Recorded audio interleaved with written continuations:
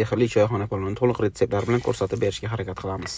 Dumbani yaxshilab yog'larni chiqarib jizza qilib, ozgina paxta yog' qo'shib, yirik suyli go'shtlarimizni birinchi qovurib olib, piyozimizni kuymasdan salomni go'shtlarimizni solib, ozgina chesnak qo'shib qovuramiz. Chesnak qo'shib qovurish ko'pchilik aytmagan, shu usulda tayyorlab ko'rsanglar, oshinglarga o'zgacha mazza beradi. Hozirlarimizni yarmini qovurib, ozginadan keyin qolgan yarmini solib, ozgina tuz berib, qovurishda davom etamiz. Hozirda yetarli darajada qovurilgandan keyin suv quyib, suyli go'shtlarimizni qozon tagiga kirgizib olib, ozgina zira sepib, durdek terilgan chesnoqlarimizni, garimdori hamda behalarimizni solib, past olovda 1 soat davomida miltillatib qaynatamiz. Qaynovlari kelib shira tortgan zirvagimizni ustidagi narsalarimizni olib, olovni baland qilib 1 soat oldin yetib qo'ygan guruchlarimizni solamiz. Guruchlarimizni qozon bo'ylab tekislab olib, baland holatda 5 minut usti ochiq holatda parlangandan keyin chetlarini ko'tarib, ustini yopib par chiqishini kutamiz. Par chiqqandan keyin olovni past holatda 20 minutga dimlab qo'yamiz.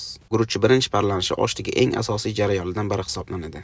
Guruchlarni aylantirib olamiz. Bunda zirvaga tegib turgan pastdagi guruchlarni tepada parda turgan guruchlar bilan aralashtirib, tuz berib, shu holatni yana 1 marta takrorlaymiz. Guruchlarni endi qarama-qarshi tomonga o'tkazib, qozonimizni tegini holatini ko'rib olamiz. Tuz berib, guruchlarimizni tekislab, gumbaz holatiga keltiramiz.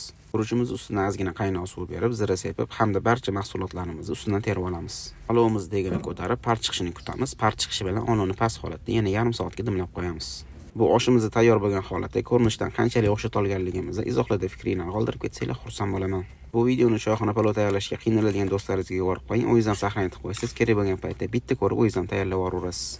Osh retsepti hamda ishlatilgan barcha mahsulot diagramlarini video ostidan topishingiz mumkin. Xato va kamchiliklarga yo'l qo'yilgan bo'lsa ma'zur tutasiz. Vaqtingizga rozi bo'ling. Assalomu alaykum.